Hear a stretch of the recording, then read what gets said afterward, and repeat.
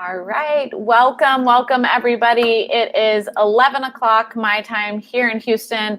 Chris Trondsen, who's with us today, is in California, so it's 9 a.m. bright and early, and for many of you on the East Coast, it's lunchtime. But thank you for joining us. You are joining for today's Lunch and Learn, which is specifically focused on the LGBTQ community. We'll talk a lot about OCD treatment, advocacy, the journey and path towards getting appropriate treatment, and how we can better support this community as advocates in the field.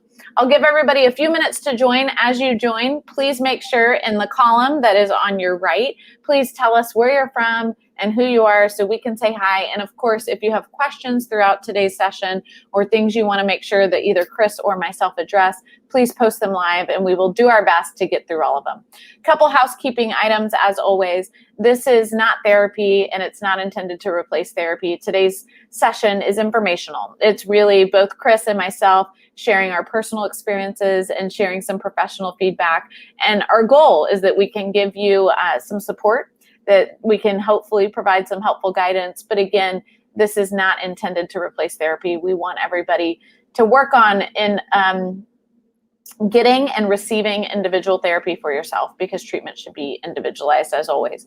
Of course, if you're feeling unsafe or suicidal, this is not the platform to seek appropriate crisis treatment. Instead, you want to call 911, go to your local emergency room, or call the suicide hotline.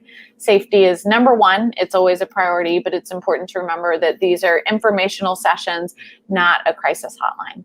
Hi from Louisville. So many people from California and from all over, and Chris already getting great comments on your fireplace background. So yes, we've got that.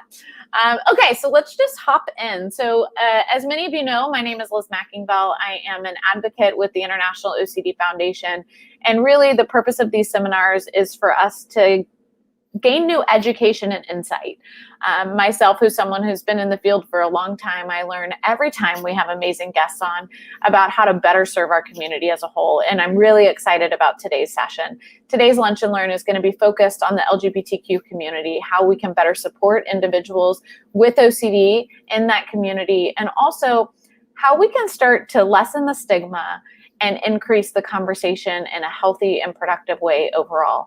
And I think that's the goal of all of our talks, all of our sessions, but we like to focus them particularly on diverse populations that we know might have different experiences when they're seeking mental health treatment. Today, I'm joined by my amazing friend, number one, and one of the most amazing, incredible OCD advocates that exists, Chris Trondsen. Chris received his bachelor's degree in human development and psychology at California State University, Long Beach, and earned a master's in science and counseling at California State University, Fullerton. Chris himself treats individuals with OCD and BDD at the Gateway Institute in Costa Mesa, California. He currently serves as Vice President of OCD SoCal, which is one of the International OCD Foundation affiliates. He's a member of the BDD Special Interest Group, and he is now a lead advocate for the International OCD Foundation. His passions include expanding BDD awareness and education, addressing LGBTQ+ issues in mental health treatment, and expanding the International OCD Foundation services to the young adult community. Chris and myself have been serving as advocates for many years. He is among the best I've ever worked with, and I'm so excited to have you here today, Chris. Yes, I'm so excited to be a part of this, and I always feel like I have to tell everybody, Liz was one of the first people I ever heard speak at the first IOCF conference I went to while I was in the thick of OCD. I couldn't even stay the whole weekend because the OCD was so bad, but hearing you speak, I still to this day remember what you looked like, what you wore. I mean, it's just burned in my mind, so I wouldn't even be here without you. So just being asked to be part of this has been an honor, and thank you for opening up about this topic. I know that at the conferences I've gone to, really connecting with other members of the LGBTQ community and just seeing the disparities in mental health care and some of the stigma and all the different things, even in our OCD community. So just the IOCF and you allowing me to talk about this topic today and represent this community the best that I'm going to be able to is an honor. So thank you. Thank Good to see you. you. Well, thank you for your comments as always. But, I think, Chris, one of the things we talk a lot about in the OCD community is the work that you've done, not just for this community that we'll be focusing on today, but also for BDD. I think that oftentimes BDD and a lot of subcategories of OCD are misunderstood. We know they're misdiagnosed, and we need more people talking openly about them. And I know that's a big part of your story that you've shared a lot about and that you really advocate on behalf of. And so I was thinking we could start there. If you could start by just kind of walking our guests through your story and your background of OCD diagnosis and all the way to treatment. And then, of course, to where you are now, which is not just being an advocate, but also being a provider. Yeah, no, thank you so much. So I started, like many people, showing small symptoms of obsessive compulsive disorder. And I actually started showing symptoms of body dysmorphic disorder and skin picking as like a young age. It hit a head when I was about 16. That's when it really blew up. And it got to a point where on the OCD end, it did really start with checking and contamination. Those two subtypes is where it started. So that would include hours of cleaning the house top to bottom, making sure I was locking my doors, not allowing anybody to come in my room and touch my items. It was buying predominantly white clothes so that I could bleach everything. If I ever leave the room, checking for hours to make sure that I didn't leave anything behind. But body dysmorphic disorder hit me hard in high school as well. I was obsessed with the fact that I felt that I had horrible acne and acne scarring, yet every dermatologist I went to said that they didn't want to put me on anything because my skin looked fine. Therefore, I started doing skin picking as an attempt to try to clear up my own skin, just causing more damage. When I moved out on my own, the transition of kind of living on my own, being on my own, that stress actually accelerated the OCD. I started experiencing the subtype that we call magical thinking. I felt that I had control if my mom would live or die. So I got very, very protective of her life, including feeling like I had to call her at a certain time of the day, go to bed at a certain time, wake up at a certain time. I still remember 12:45 and wake up at 9:45. And if I did that and call my mom by noon, her life would be saved. The body dysmorphic disorder got worse because the more I attempted to try to like fix my skin and other skin issues and nose issue and forehead issues, all these other different things that I obsessed over, I started, looking up surgeries and trying to save money for that. As I continued to just live in the mental health, some of those things that also kind of started to come up for me, and why I'm glad about this topic, is I started to recognize that I was gay. I started to have attraction to other males. And, I had already been harassed in middle school and high school about it because my voice sounded like this or I had these kind of mannerisms. But it really came to a head when I was in the heart and soul of my OCD and body dysmorphic disorder and skin picking experience. And part of the reason that I'm so glad we're doing this topic is because I know the OCD, the BDD alone was already too much to handle, but questioning my sexuality, actually, I wasn't really questioning. I knew at that point, but being afraid to open up and how would people treat me. I already had people that stopped being my friends because people would make fun of them. So all of that came to a head, panic attacks, a lot of anxiety, a lot of depression, clinically, not diagnosed yet. So all this was untreated. Very isolating. I mean, many people watching this right now know that you become isolated from people. I didn't have an LGBTQ community for me as a person. I didn't have, evidence-based treatment at that time. Didn't even know what OCD was. Sure didn't know what BDD or skin picking or any of the others. And so, I always open up about this because I want people to feel understood. I mean, to me, the really kind of turning point for me was a suicide attempt in 2002 in October. And I love that you and I have been able to be very open about this at conferences.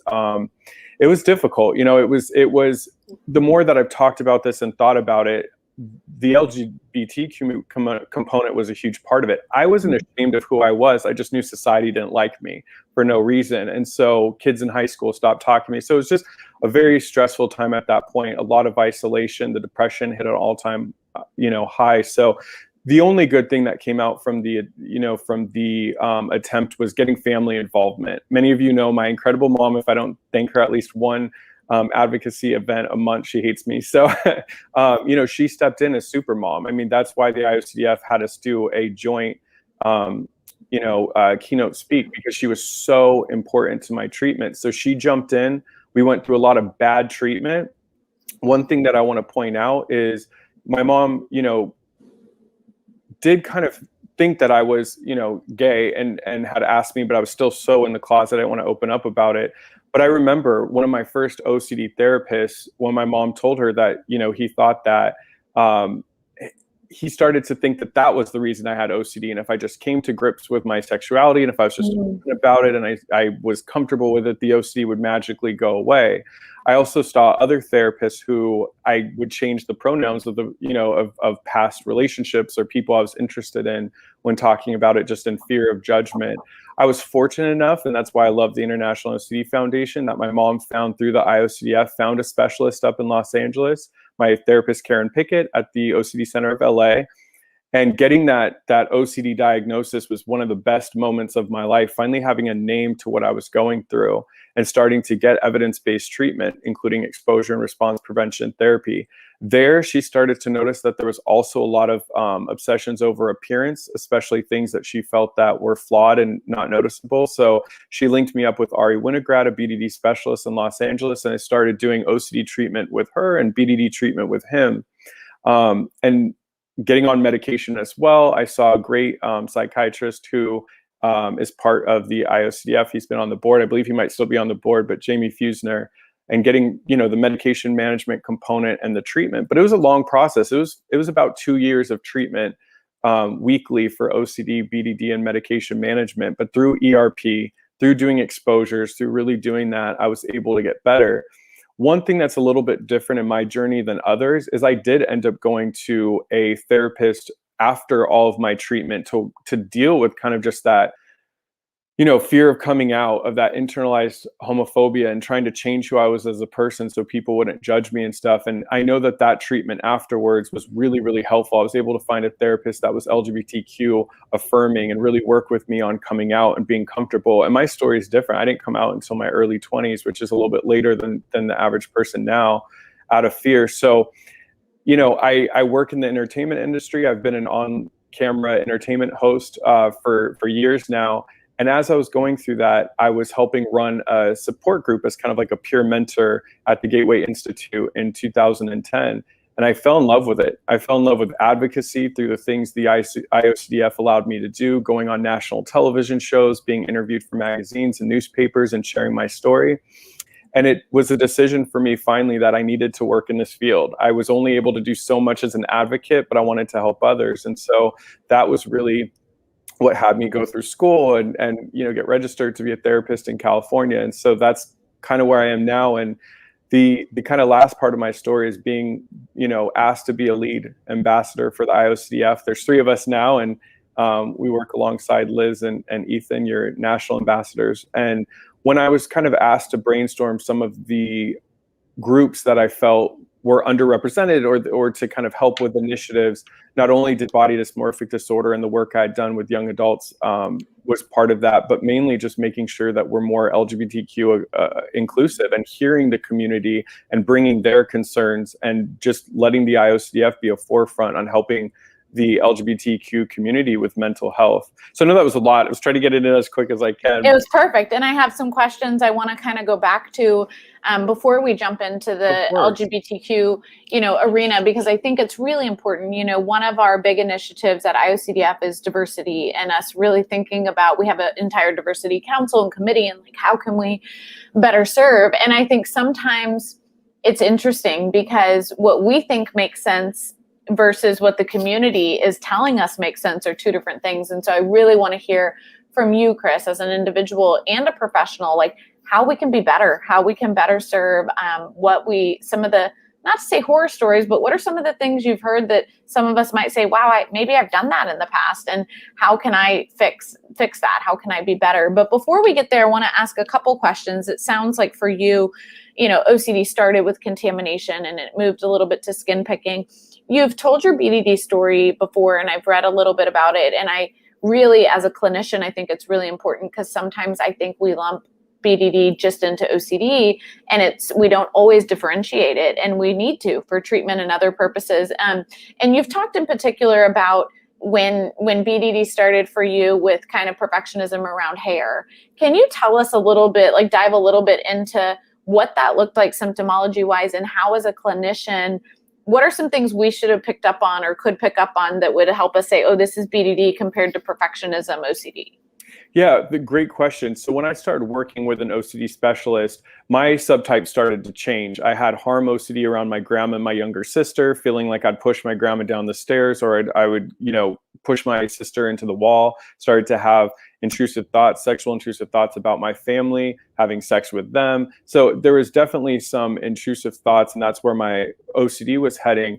But when I would talk to her, I would open up that I'm really, really unhappy because I have horrible, it started with my skin. Like I have horrible acne in my skin. And now I can look back at pictures and it was nothing. But some of the things I started doing as a young child is I would get ready in the dark. I would have my hallway light on, but get ready in the dark. Because where it really started was my under eyes and my hair when I was a kid. So two of the major things that I would do is when I was getting ready, I thought I had under eye circles under my eyes. And so I was probably like 8, 9, going in my mom's, cabinet, taking regular traditional lotion, putting it under my eyes like I would see in the commercials. And then I would get ready in the dark with the hallway light off or hallway light on and darken the bathroom because I didn't want the light to show my under eye circles. I'm 8, I'm 9, I shouldn't be doing this, but that's how I got ready. And then at school, I would sneak a lunch bag with combs in it. And what I would do on recess or anytime I was outside, I would look down in the sun and kind of see my reflection in the sun to see if my hair was sticking up. And if it was, I'd run to this bathroom that not a lot of people used, and I would use the comb and the brush to comb my hair perfectly. And to me, it wasn't about like perfect under eyes or perfect hair. It was literally like something was wrong with me. I felt that it was, my hair was wild and it looked weird and it looked different. And this is me at 8 feeling like I'm a stranger or an alien or somebody different. The under eyes wasn't simply like, oh, I don't look refreshed. It was, I have under eye issues. I need to solve this. I need to fix this. Where it hit a head was definitely high school, feeling like I had horrible acne. And what makes BDD so distinct is it's where the individual has either no flaw or a very minor flaw, but it's perceived. So to me, when I would look in the mirror, just like somebody who has anorexia looks in the mirror and sees themselves as much heavier than they really are, I saw acne. I remember they asked us at a dance if we wanted to pay extra to have our skin retouched. You could pay a little bit extra for your photos at like prom or whatever dance it was. And I said, yes. And the guy looked at me, he's like, you don't need it. And I was like, yes, I do. Like, please, check mark. And coming home to my mom and being like, I did it. I paid some extra money. I hope you're okay. And the photos came back and they didn't even retouch it. They took my money, but they didn't even retouch it. So spending hours in the mirror looking at my skin from different angles, I would go to the grocery store and constantly be buying new products every week, trying to get something to clear my skin, going to dermatologists, saving up money so that I could get procedures. Then when I was in my early 20s, before everything kind of hit, actually late teens, when everything hit ahead, I had somebody ask me my ethnicity once, my background. And I told them I was half Greek, half Norwegian. And they made a comment and said, oh, I could see the Greek because you have a Greek nose. It's a little bit bigger. Suddenly it was about nose jobs and looking in the mirror at different angles. How can I shrink this nose? And being so preoccupied by thoughts. It went to my forehead when somebody made a comment once. It felt not having a strong chin. So it wasn't just about I needed to comb my hair nice and then I was good to go. It was literally trying to find any way, either something I could do myself at home or something that could be paid for, surgery or some kind of procedure to fix these flaws in order to feel human, just so I could exist. I felt like my face was put together improperly and I had to spend all this money and this time and this energy to fix all of that. Very different than OCD, yeah. And one of the things I hear kind of too as a distinct difference, correct me if I'm wrong, is really like with OCD, perfectionism can also be in the hair, right? Like, is my hair perfectly straight or does it?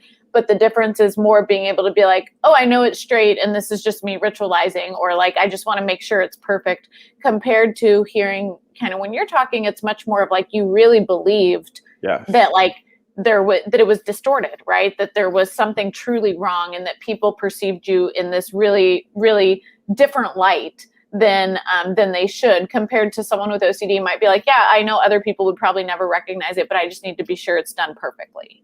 Correct. I would say that OCD was a lot more ego dystonic. I knew that my intrusive thoughts of wanting to have sex with family members, harm family members, etc., wasn't who I was as a person, and I was trying to prevent myself from having the thoughts and feelings. Whereas you knew they were irrational. Correct. Whereas body dysmorphic disorder, I didn't think they were irrational. I didn't even think I needed treatment for it. When I went to the treatment and the support group, I thought it was going to be a place for unattractive, hideous looking people that could get together, talk, and come up with just like a group of people that are kind of like the outcasts. So I didn't think I needed, mental health treatment for my appearance. So the BDD I believed. And to kind of, speaking of the LGBTQ community, why it's so important to be an inclusive therapist is one thing I was so lucky about is I never asked, but I assume my therapist, I believe he had a girlfriend or a wife he had talked about. However, he really understood the LGBTQ community. And that was the other thing, is there was so much different messaging and branding towards being a gay male that I didn't see my heterosexual straight male friends getting. And so that was part of it too, is I was getting this messaging like, no, I have to look like this and I don't look like that. So that was, you nailed it. The big difference is I really truly believed these thoughts and what I saw in the mirror versus OCD. I knew that there was something wrong with thinking, and I had a lot more clarity and understanding that they're irrational. Totally. And I think that, we won't transition to BDD today because we've done webinars on that, and I'm sure we can bring you on in the future. I would love for us to do really break down yes, please do. But I want us to break down for providers how treatment looks a little bit different, because it does, right? We're with OCD, we're really pushing a lot more uncertainty and kind of what if worse statements, where with BDD that can increase depression, right? And we do treatment a little bit different. And so we'll certainly save that for an entire webinar, but I think it's really helpful for us to break down kind of how for you OCD came and went, right? Contamination, sexual intrusive thoughts, and then it morphed to magical thinking, but BDD was also intertwined in the mix. And it probably was a really important part of treatment to differentiate the two so that you could get appropriate treatment for them.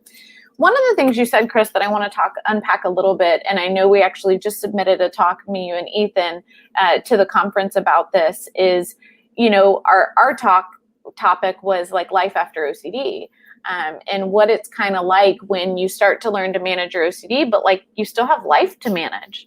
And for some of us, it's figuring out how to get our career on track. For some of us, it's dating when we've never dated. For some of us, it's learning how to like revamp relationships that didn't get nurtured because OCD or whatever took precedence. And one of the things I heard you say is like, after OCD treatment, I also needed to kind of accept my place in the LGBTQ community and what that would be like for me. And I wonder for you, if you feel like OCD kind of took the precedence, or like what was it like to start to be a part of that community and to start to engage in it? Did it happen after OCD treatment? And how could OCD community better support that? Yeah, absolutely. So my life was so different after treatment. So prior to treatment, I was still in the closet. I hadn't even opened up to my mom or my dad, my family. And so when I was done with treatment and it was time to get back into dating and making friends, I had never been in a same-sex relationship. I had always dated women in high school simply just because I wanted the teasing and the harassment to stop. And I wanted to experience love and experience a relationship. And that's the truth for so many LGBTQ individuals out there, is that a lot of times we don't start our relationships till after high school, especially some of the people I talk to who live in parts of this country that absolutely are terrible to our youth, our LGBTQ youth, and why we see higher rates of suicide attempts, ideation, self-harm, isolation, dropping out of school, family abandonment. So a lot of us don't jump into that community, and some do. And I am so proud of the LGBTQ youth that are open and speak and come out and feel safe to do so. And there's many that don't.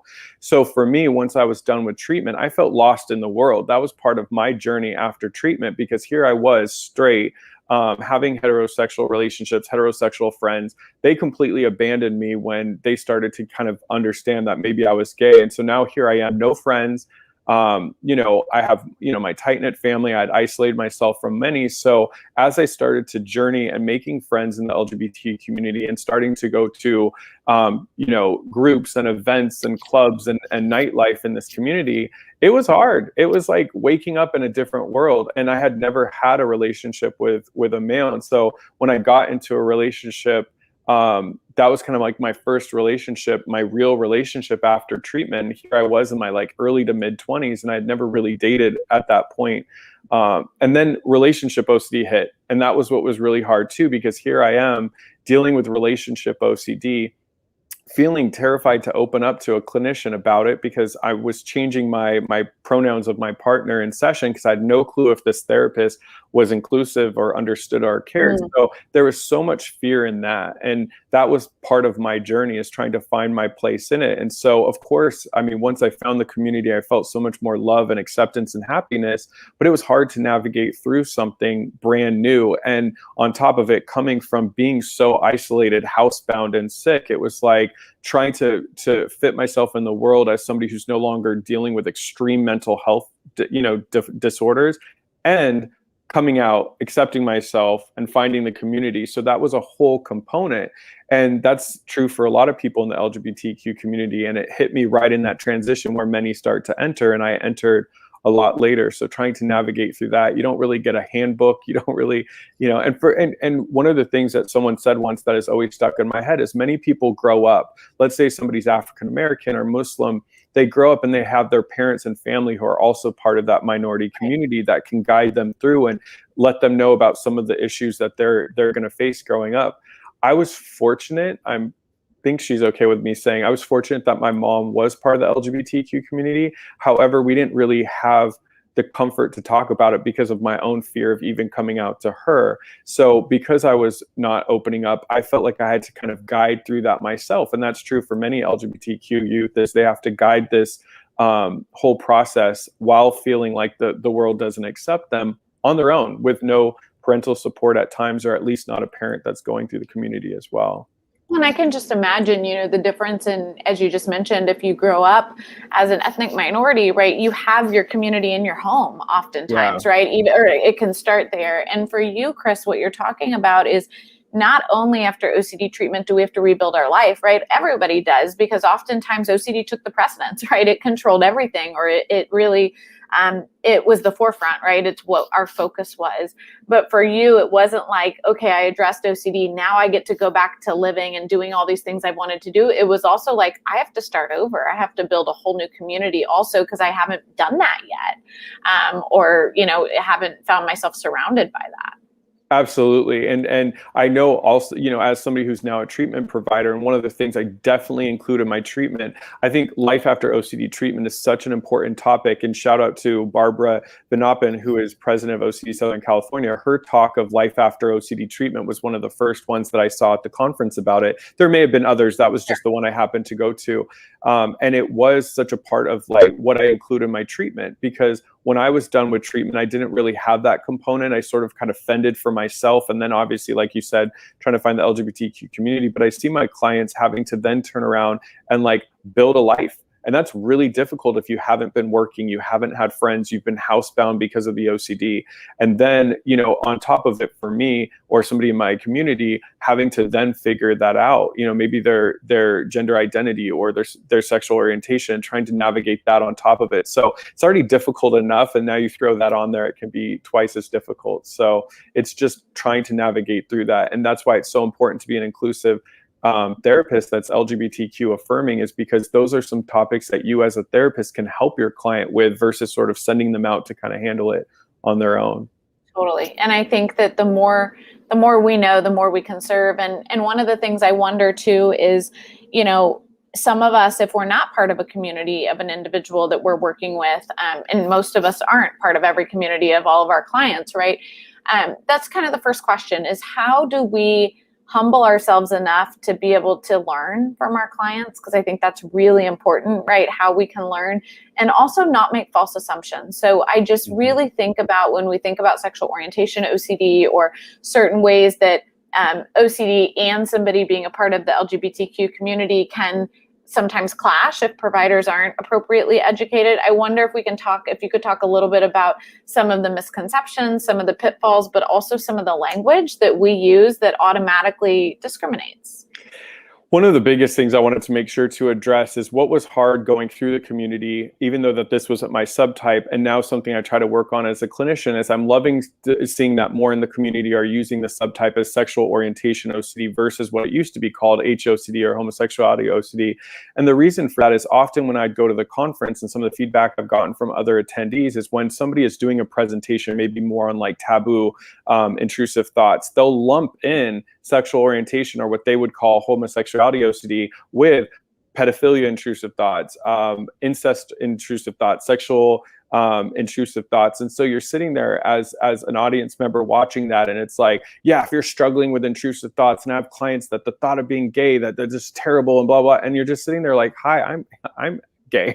Like, I get, and I respect that there's people out there that are heterosexual and are struggling with their sexual orientation as part of OCD. I totally respect that. And we just want to make sure that we don't talk about the obsession over potentially being gay as something as like in the same link of like harming others or killing others, right. Stigmatizing it. The other reason I like the title sexual orientation OCD is because I've worked with clients that are part of the LGBT community, but question their place in that. So I worked with a client that identified as, as gay and had always been in same-sex relationships. And when he went to see another therapist before seeing me, the therapist who knew OCD, which is kind of the sad part, was telling him, oh, maybe you're just not, like, you're young, you're in your early 20s, maybe you just don't know, this might not be OCD. But his obsession, it was similar to somebody with, sexual orientation OCD of, what if I am not really gay? What if I just came out for attention and then I have to come out, and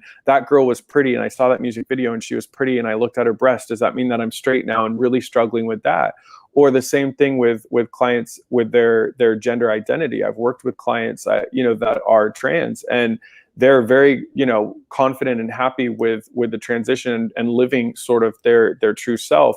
Yet they'll see videos on YouTube and be triggered about people detransitioning and then question their own decision to transition. And if we don't incorporate that as part of like the sexual orientation, sexual identity component of treatment, those subtypes could be missed. And your client could be going to a therapist for 5 years, 10 years to talk about their sexual orientation or their gender identity when it's really just an intrusive thought. So being able to kind of pan that out as a clinician is super important.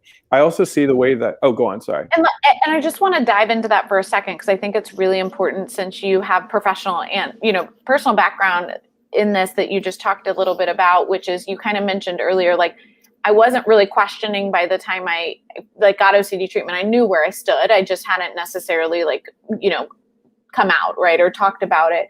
And one of the questions I get all the time, right, with patients with a sexual orientation OCD, no matter what angle it can be, right, because someone can be gay and have sexual orientation OCD that they might be straight, and vice versa. And I think that's really important, that we don't assume it's only, individuals who are straight worried about being gay. It can go anyway. How do you tell the difference? Because I think the one way I often explain it is that this isn't someone exploring their sexuality, right? One way or the other, it's intrusive thoughts, right? And most of the time people are able to say things kind of like we just talked about the difference of OCD and BDD. They're often able to say like, I know I'm gay, but what if, right? And I'm struggling with this, or I know I'm straight, but like, what if? And I had this intrusive thought, or I saw this video on TikTok, and what does that mean? How do you know the difference? Like, how as a clinician do we really say, okay, this is someone potentially exploring their sexuality, and we support them in that and we help meet them there, compared to this is OCD?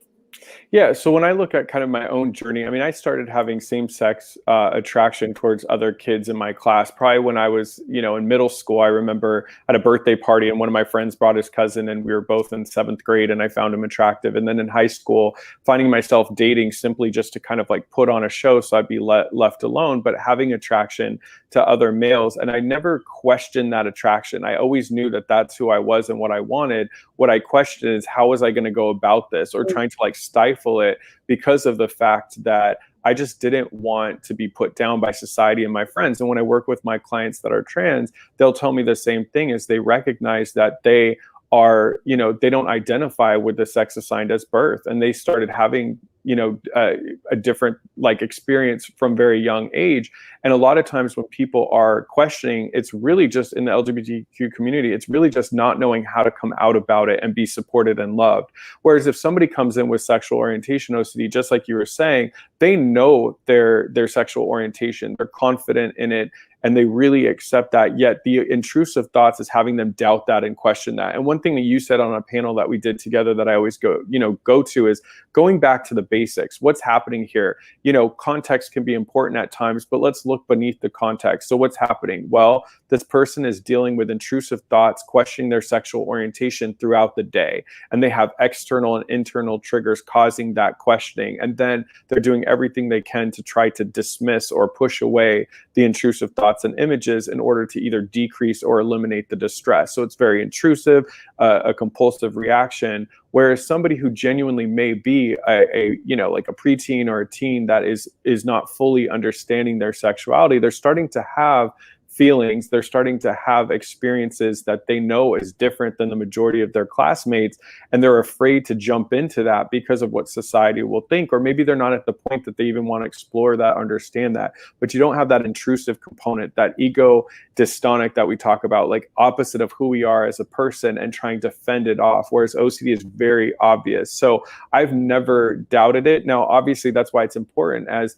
even me being cisgendered male, like I still have work to do understanding everything about the non-binary and the trans community, but I continue to educate myself. And there's so many things as a clinician, so many different workshops and so many different trainings we can be a part of. And that's why it's important for clinicians to do so, to be able to really differentiate the difference, but always going back to those basics of motive. Why am I doing this?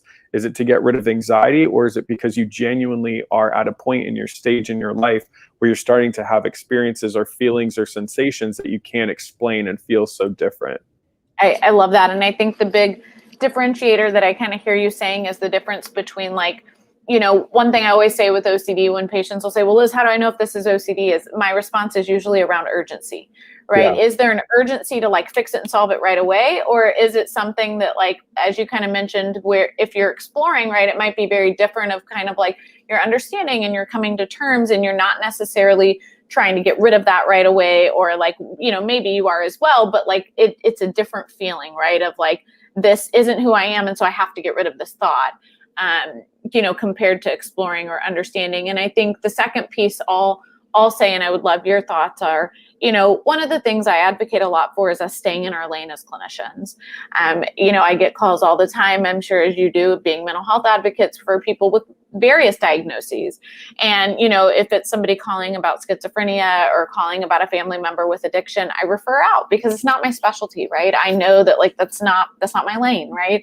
I'm happy to try to be an advocate and get them resources, but I'm not going to pretend that I can appropriately treat somebody with certain diagnosis that isn't what my education and background is. And I guess that's a question I have for you, is you talked about how important it was for you to have a provider who really understood and could appropriately work on the LGBTQ kind of community inclusion with you, separate from OCD or maybe in addition to it. But how important is it that we start to say, okay, we're here to do OCD and this is the OCD work, but like, here's also like a potential secondary referral where they can also be, getting appropriate resources and support around the community that they want to be a part of, if that's not necessarily something that we're as in tune with or as educated on.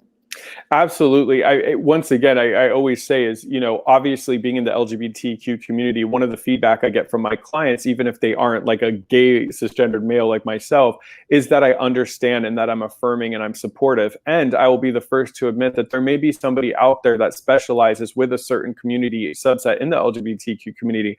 We got to remember that there's going to be some intersectional differences at times. Somebody may be part of the LGBTQ community and African American and a female, and that person may need somebody that can understand those different aspects of themselves that I may not be fully comfortable with. So when I get to a point where I'm working with a client where I feel uncomfortable, I've been fortunate not only living through OCD and related disorders, but in some kind of way advocating or being a clinician for now a long time, for years. And so when something feels out of my scope of practice as a clinician, I have a very honest conversation with my client. So I was working with a client that was a trans male, and they were bringing up things that weren't OCD. They were having gender dysphoria. They were having certain things about the community not being accepting, and some of the stuff that was going on with J.K. Rowling, the author of Harry Potter, and some of the comments she was making, and just all these different things. And I didn't feel it was my scope, because it kind of went out of OCD and it went out of the LGBTQ component that I felt comfortable with. So I have that very authentic conversation with my client. And I said, look, I don't feel like I'm the best ally right now, and I don't feel like I can be supportive to what you need. I am not going to, refer you out if that's not what you want, but I just want to be honest about kind of my shortcomings. And the client said, look, you've been the first clinician I've had that has cared and listened and treated me like a person versus like an other. I'll be honest if you say something wrong, or I'll be honest if you kind of cross the boundary, or I'll educate you. And seeing that I wanted to be educated, I wanted to be supportive, was enough for this person. I worked with a client over the summer who was African-American, and obviously with everything going with the Black Lives Matter movement, they were coming to me because that was kind of taking over the OCD intrusive thoughts. They were much more fixated on this, and most of it was organic. Some of the OCD got in there. And once again, I just said, look, like, I can refer you to a clinician in the African-American community, because as a white individual, I'm not going to be able to really empathize. Once again, they wanted to work with me because they saw that care and understanding. And that's what's important for us as clinicians, is we don't put our values and our priorities ahead of the clients. And so I'm always going to be supportive. I'm always going to listen. And even if it's something that I genuinely maybe had different beliefs before having interaction with this client, I allow myself to sometimes just shut up and learn and then support. And a lot of times that's enough for clients. Yet, if there's something I just don't feel comfortable with, and I have that conversation and the person says, you know what, you're right, maybe I need to see a separate clinician for this component, I will give them at least 3 referrals. I will do my research. I will look things up online. And that's a responsibility as a client. And I'm always trying to keep learning so that I can be supportive. And I love that, and I think that we're human, and it's important as a clinician. A lot of individuals feel like we're supposed to know everything, right? And we don't. And I think the biggest injustice we can do to our patients is pretend that we do, or pretend that we're capable of that. And I think what you mentioned is critical, which is that sometimes just owning that, like, hey, I can only imagine how hard it is for you to be going through what you're going through. And I want to also acknowledge that, like, it's probably a different experience than what I know. And is there, and sometimes they may choose to be referred out. Sometimes they may work with 2 providers. Sometimes we may require it, right? If it's a different diagnosis, we need them to be getting treatment for, if someone has comorbid OCD and eating disorder, I'm not going to treat both because it's not my wheelhouse, and for their safety and other reasons we need to be doing. But I think it's about having conversations. And I think as individuals with OCD, it's really important that we feel close enough with our providers that we're able to talk about anything, that we're able to talk about our frustrations, and sometimes it's not super relevant, right? I remember having really bad scrupulosity growing up and being quite shocked when I found out later that my original clinician wasn't the same faith background that I was, because I had no idea. I could not believe that, because I was like, oh my gosh, like, how did they do such great work with me? And the reality is that he was culturally competent, right? He understood my faith. He did his research, that he could treat me no matter what. And it wasn't really relevant whether he was of the exact same faith background in that instance. But there could have been times where it is really relevant, right? I've worked with patients of Islam background where I've had to get education from them. I've had to understand, okay, well, what, as far as the cleaning and washing rituals, what are the norm, and what is OCD, and how do we differentiate that? And it doesn't mean I'm not capable of working with them, but if I don't if we don't humble ourselves to ask questions, we miss really important content. Absolutely. And here's a real life example. I was working with a client before and after they chose to, they transitioned. And so one of the, some of the difficulties clients in the LGBTQ community experience is this person was a minor. And so their all the paperwork through the insurance and everything was their name and their sex given by birth. And this individual, transitioned and came out as non-binary and then trans, and wanted to go by a chosen name. And so it's horrific for this client, because everything that I have paperwork wise and stuff in order for insurance has to be with the sex that they were given by, by birth, and the name they were given by birth, not their chosen name. And so, having that conversation with them and just saying, look, like, explaining that to them. But there was a few times that I slipped up and called them by their birth name because that's what I had been calling them for at this point about 2 years. And it was really important for me to apologize. And that's what I want to tell clinicians that aren't in the LGBTQ community is people know your heart. You know, I've slipped up, I've misgendered by accident, and it's my job to apologize. And I really practiced it. To be honest with this client, I sat there in the mirror and kept saying their chosen name because I was like, it came off my tongue for 2 years one way, and I want to make sure to respect their chosen name, their pronouns that they use. And so we're gonna slip up at times, and it's important for us to apologize for that and to learn and to understand. And we can't be perfect. And then always, like I said, if a client is ever having any doubts or discomfort, I need to humble myself and, like you said, refer out and find somebody that might be more understanding. I haven't luckily had to deal with that yet, because I always am sad if I was to have to, stop working with a client, but that's important too.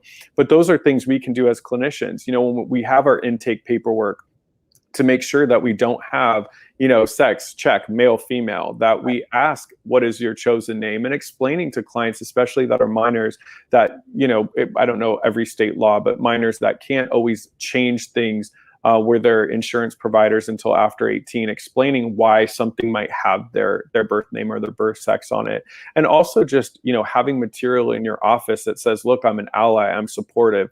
Because one of the things I hear from all of my clients is sometimes what they just need is somebody that's affirming, that is going to treat them with respect, because people have to remember the truth for many individuals in this country that are in the LGBTQ community. When they identify therapy, they identify conversion therapy. I was doing the research on the Trevor Project last night. They said about 55% of LGBTQ individuals have been told by a provider that they should either not come out as gay, or they shouldn't come out as trans, et cetera. And so a lot of people come into therapy very guarded. And if an OCD clinician thinks all you're ever going to talk to your clients about is OCD, you're wrong. They're going to bring some of that into the session. You have to know. But some of the things, even in the OCD world, I've had clients with responsibility OCD, that subtype, where they feel the reason they don't want to come out is because they don't want to hurt their friends and their families, and that's their responsibility of just the obsession over what if I hurt my friends or my family about coming out, or, with relationship OCD, not wanting to feel comfortable coming out with the pronouns of the partner they're with because of fear of judgment. I've seen, all different types of subtypes.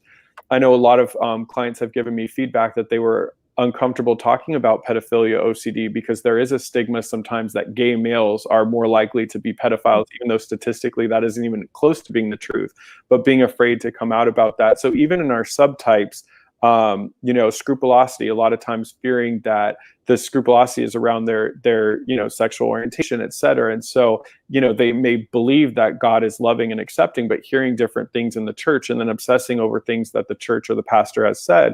So we want to make sure, even as OCD clinicians, we understand that there may be specific ways that subtypes that we think we know so commonly may affect the LGBTQ community differently, and be able to respect that and have those conversations and still peel out the OCD component and maybe some real life component. Scrupulosity, many feel that way in the church and some of the things that they hear, and that may be genuinely them. And then there may be an OCD obsessional component that you have to kind of work as well. So there, it can be feel a little bit, more work, but that's what's important for us, is to go above and beyond for our clients.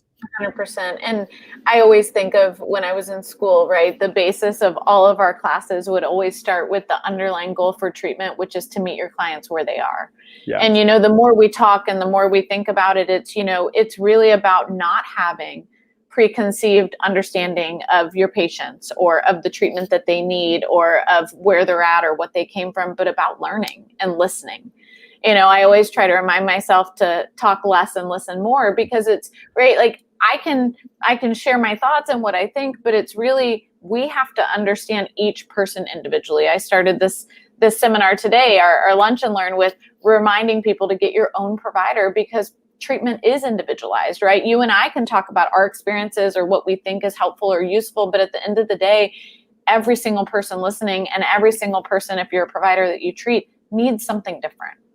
And it's really up to us to take a step back and to listen. Maybe somebody, it is about feeling like they have an ally, but maybe they're really like, I want to be here to work on OCD, and we can hear that. Maybe it is about referring out. Maybe it's about bringing other things into treatment because it is interfering, right? And so being able to see where our patients are at and meet them where they are is just critical. And it's humbling. And I also think what my biggest lesson learned, two things are, be really cautious of the way we lump sexual orientation OCD and what that looks like, because I think that's really important and critical. And that is a way that is often very stigmatizing for the entire community. But also listen and own what you don't know. Right. And oftentimes patients want to teach us, and it's an opportunity because we can learn from them as well. And that's humbling for both of us, but be willing to refer out if you need to, because that's what you would want someone else to do for you. Absolutely. Absolutely. And, one of the things that as lead ambassador I'm working on right now is a project. I don't want to announce it yet because we're putting all the pieces together, but we're doing a project for the LGBTQ community. And I won't say them by name because I don't know how comfortable they are about, coming out, et cetera. But I've been working with a great group of IOCDF advocates, and we've been kind of pulling our resources and our ideas together, what we really want to get across in this video. And a majority of them I already kind of knew or had, but there was a few that they pointed out that I'm like, wow, I didn't even think of that. And so that's why it's so great to recognize that we're not a monolith. Something that I may experience or something in treatment may be very different from somebody who is in a different place in the LGBT community, and that's so important. But one of the things that they really talked about that we're going to address, and I didn't really think about this, but it's a good point, is we're going to be working with clients with OCD that may have been kicked off of their families insurance, or the parents don't financially support them, or they've been kicked out of the family because of the being part of the LGBTQ community, and they may not have the finances to receive treatment for OCD because they just don't have the same kind of parental support with insurance or with payment. So we got to make sure that that's something too that we kind of start to think about as an organization, but just in the mental health field, of how to make sure that individuals in the community get support. 100%.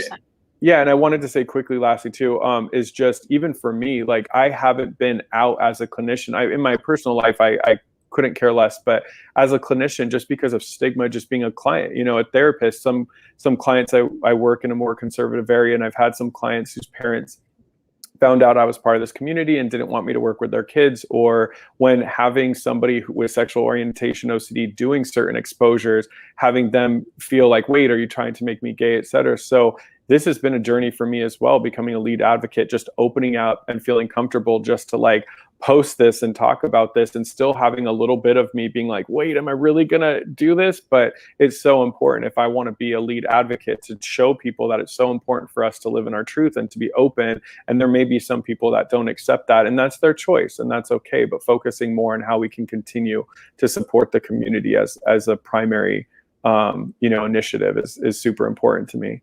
It's critical, and I think that one of the things we talk about is inclusion and access to care, right? And we need to make sure we're thinking about it across the board, of what minority populations look like and who they are. And the more we speak out, right, it's hard, and there's no doubt, but I think I know, you've done this for the BDD community and you're doing this for the LGBTQ community, but the more we speak out, the more we get to change the way people understand treatment, the way people understand the conversations. So I want to get to a couple questions because I know we only have 5 minutes. So one person asked about this being recorded. This will absolutely be recorded. You can go to iocdf.org/peace of mind. And our webinars are listed there. Upcoming events are also listed there to where you can find more information. Many of you have some questions that are not related to this specific talk, and so I'm going to save those for my next live with Liz. I'll ask you, we will pull them, but I'll also ask you to go to that same website URL, so iocdf.org/peace of mind, and post questions, and we'll be sure to answer them live when we can. But a couple that do relate specifically to today, there was two in particular. So one is, so many people, Chris, just thanking you for your transparency, your willingness to be open and vulnerable, how liberating and important it is. And so thank you. I know I can resonate with that we need more of you, and we're grateful for you and what you're doing. Thank The you so much. last question that I want us to end with today is just resources. So if you, some people are actually individuals saying, are there resources I can give to my provider to help them be more inclusive, to help them be more affirming, to help them understand, or as a provider, are there resources that for you have been really useful or helpful? Absolutely. I mean, I'm big on statistics, so I was doing research. Obviously, I know some of the general ideas, but wanted to look at different research. So some of the places that I really like is I like GLAAD, that's GLAAD.org. They have a lot of really good resources for our community. What I like on the local level is a lot of cities and things like that have an LGBTQ center. So in where I live, there's one in Long Beach, there's plenty in Los Angeles, some in Orange County. I don't know about San Diego County, but the LGBTQ centers constantly are having workshops. They may be virtual right now on how to be a more inclusive therapist, but also for an individual with OCD in the LGBTQ community, they have support groups. A lot of us have to kind of, you know, maybe not have our family of origin and have to like create our own family. So they have a lot of support there physically. I like the Trevor Project. They do a lot of good things with, if you're a client with suicidal ideation because of your, you know, in the LGBTQ community and how you're dealing with. The Trevor Project has a lot of great resources. One of the trainings that I really like, it's actually Trans Affirming Therapist Academy. So that's Trans-Affirming Therapist Academy. They have 2 trainings right now that I really like, and it's just how to be a more inclusive therapist. I love the Human Rights Campaign, HRC. You'll sometimes see like the blue square with like the yellow dashes. I really like that. And then there's a really great, I don't have the full title, but there's a really great LGBTQ and trans people of color foundation. If you search that in Google, I'm so bad. It's a longer, so that's why it's harder for me to memorize, but there's a lot of really good information out there. And these things don't only have like a website, but they have pamphlets, they have things you can download, you can have in your office. But I would say for an individual with that, hopefully the IOCDF will continue to be more inclusive and offer more different ways to be supportive for the OCD community. But, you know, my mom was really active in the center, but the LGBTQ centers have so many great resources, and almost every major city has them. And hopefully now there's going to be more virtual component for individuals that are not. But have those resources in your office so that somebody knows you're an ally and can get a hold of that. And an advocacy plug for the flip side too is that for those of us wanting to kind of increase resources and support, we can also go to these centers and make them aware of OCD resources and give them some OCD pamphlets and brochures so that they also have them in the community centers in your area, so that if someone is at a center, they can also get some OCD resources if they don't have any. So there's ways that we can all be helping each other. So a couple wrap-up reminders, as always, visit iocdf.org for upcoming events and information.